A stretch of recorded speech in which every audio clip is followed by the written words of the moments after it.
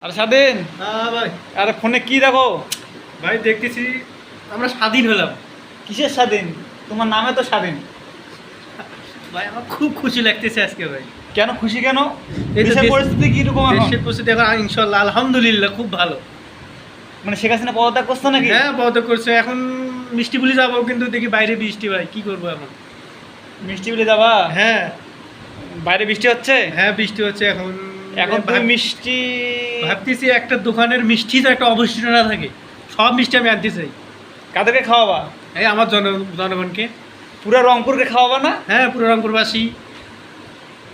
আচ্ছা আমাদের ঠিক আছে। প্রিয় শহর রংপুর, এরা খাবে না তো খাবে কে? শেখ হাসিনা বাবা আসি খাবে।